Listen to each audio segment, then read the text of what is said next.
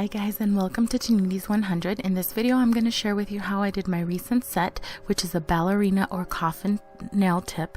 And I started by using a regular nail tip, the kind you order from eBay. I actually got these from eBay. And I'm going to show you how I turned that regular square tip into the Coffin or the Ballerina nail tip. Now it is easier if you already have like a stiletto tip, but if you don't, just as well you can also make it. It saves you a few steps. But as you can see, I start by adding my nail tip to my natural nail, and I make sure that the corners are very well glued to my nail. That way there will be no lifting, no problems with that. And then after I've done that, I'm going to use scissors. And what I do with these scissors is I'm going to cut the sides. You can also use a actual nail clipper, the false nail tip, but I think it's easier for me. So I cut it a little bit above the number just to remove that number from the edge, and I don't want them that long either. But I show you here how you can easily do it with the scissors or with the clipper. The scissors, for me, it makes it it's faster and it's just as easy to do. Just make sure you have a good pair of scissors that are sharp and cut well, otherwise you're just gonna mangle your nail tips. Especially these ones, like I said, I got them from eBay and they're very flimsy, but they're once you put the acrylic on it, they're fine. I haven't had a problem. You just do have to be careful. So what I do is I cut, I imagine there being, I'll show you here, as if there was like an invisible dot right in the middle of the nail, an invisible line, and I go from the end of that dot to up to the side, making like a letter V is what I'm going to do. I'm going to cut them like if I was going to shape the nail into a letter V, starting from my invisible dot in the center of the nail. And don't worry if it's not completely perfect, because this is just the beginning. We are going to end up filing and shaping the tips, so that would be fine. So it's going to look funny right now, very uneven and crooked, but let's not worry about that yet. Like I said, we will shape that. But do try to get it as even as you can, just so that you minimize your filing time and your shaping time. So I go ahead and do that to all of the nails. Once I have done that, I'm going to get my scissors and make them a little bit shorter. You want to cut the tips because we want that ballerina type of nail tip. We want to get it a little bit more narrow at the end. So we cut off the tip so that it's no longer a stiletto.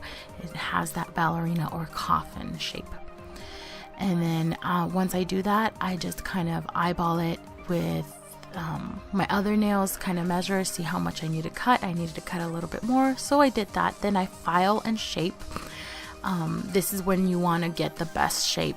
It's always easier to shape your nails to closer to perfect look before applying your acrylic, because once you apply your acrylic and it hardens, it's a lot tougher and it takes more time to shape. So that's why I always try to get my tips in the most in the shape that or in the form that I like. So that's why I do it before applying acrylic. But if you're using these flimsy tips like I am, just make sure you're gentle, not too rough, otherwise it will break. It has happened to me.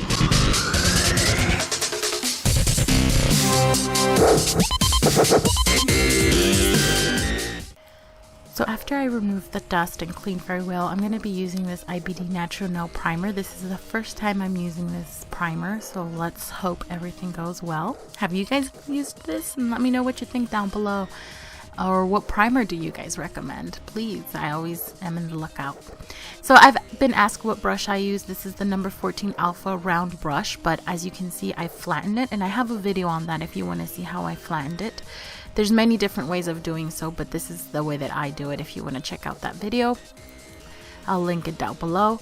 And then I just add a very small thin coat of clear acrylic to all my nails, and this is just, I do this every single time I'm going to use like an all over acrylic color, especially if it has glitter. But as a rule of thumb, I usually always do it. This also makes it easier if I want to change my design. I can file it away, the top part, and then not get too close to my natural nail. It's like a barrier. And as you can see here, it's a very, very thin coat. We just need a little small amount so that way it's not too bulky, and it's just that perfect, nice thin layer to give our natural nail a protection between the color and the actual nail. Now here I am using this glitter acrylic that I made myself. I love it. It's this like rose gold. And I am using this ASP Precision Oval Brush by ASP. And I like it because it allows me to have a little bit more precise application. Now for the all over color, I'm using this Salmon Color by Ladybug. And yeah, I like this application, this brush for this application. When I used that oval brush for the glitter application, for my all over, I used the alpha brush, and I just think it makes it a lot easier when applying all over or when encapsulating. But if I ever need to work with precision lines or like just detail, I like to use the ASP brush, which you can find at Sally's, and the alpha brush, which is very affordable, you can find on alphabrush.com. I'm not being sponsored by any of these, by the way. I'm just sharing with you because I get asked that, and sometimes it takes a while for me to answer the messages or the comments. So there you go. What I did on this index accent finger, I went ahead and applied my salmon cover all over almost, and then what I did is I went and used my scissors once it's almost dry, but it's still not completely dry.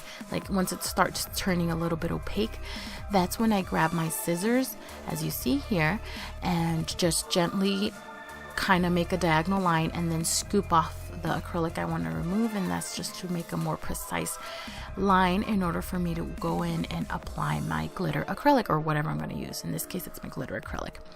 So I just do that, and you have to make sure it's not too wet, it's not too soon, otherwise it's just going to like kind of seep down and it's not going to stay. But if it's too dry, then you will have a hard time doing it, or maybe you won't even do it. So just wait about 20 seconds or so, 30 seconds. You kind of, you know, it depends. I don't go by the time I tell you. Go by your acrylic. Every acrylic dries at different rates. But basically when it starts turning opaque, once I've done the line, I go in with my other brush, the ASP one, and I applied my rose gold glitter on that angle, and then I just go ahead and pat it down and just do gently pats. And then don't worry if at first it's not perfect. Just work, if you work fast enough, you can go in and clean it up, just to keep adding a little bit more monomer to keep it fresh and not drying so fast. And I just make sure that I squeeze it up to the corners so that the line of glitter matches the previous color that I have on top. So then once I've done that and I've patted all of my acrylic and it's to the shape and liking that I want, I just go in and continue doing my other nails. On the other nails, I decided to do just all over color like you see here.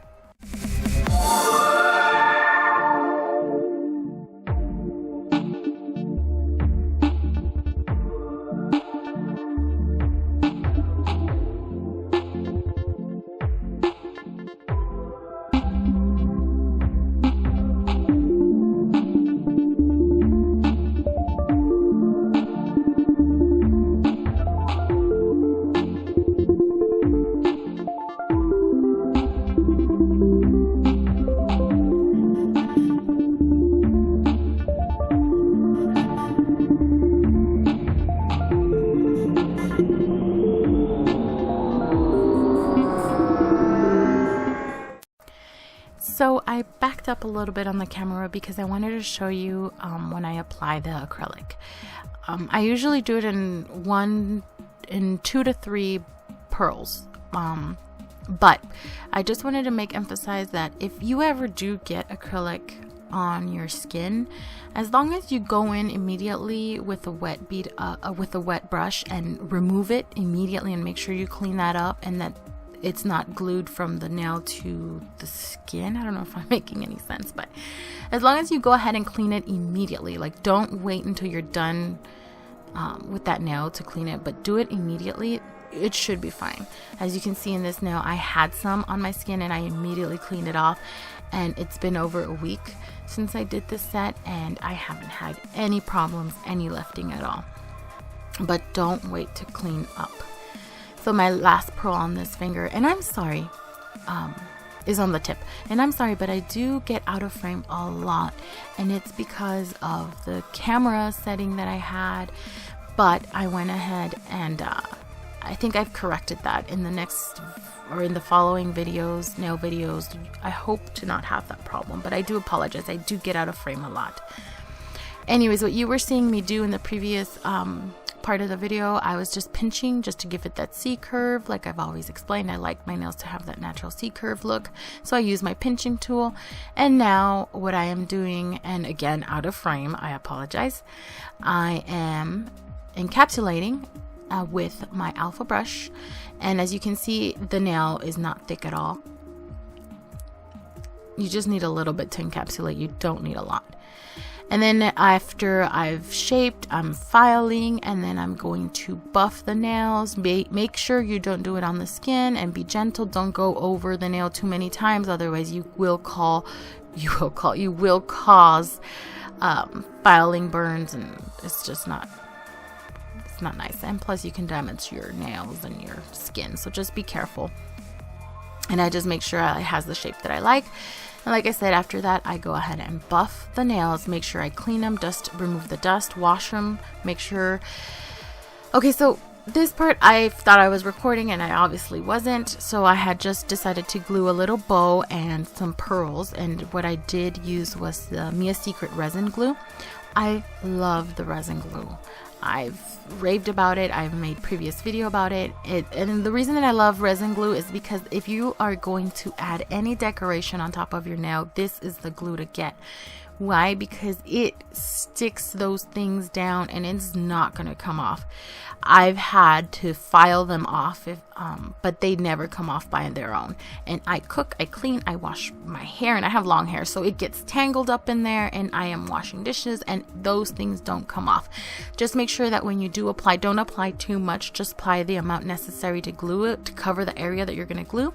And you can press them down with like a little plastic baggie like this, so that you don't get any of the resin on your nails and you don't get stuck to it.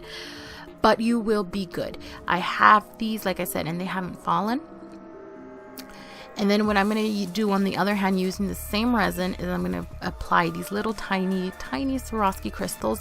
I like to do them in sections. I don't like to do just one big line of glue and then add them, because then it dries and then it doesn't give me enough time to adjust them. So I do a little strip, and then I start adding my Swarovski crystals with this wax pencil that is designed to pick up decorations, and trust me, it makes it a lot faster and easier. So I'll add my Swarovski crystals a few at a time, make sure they're lined up like I want them, and then after I've done that, I went ahead and added the rest, which you will see in the end of the video.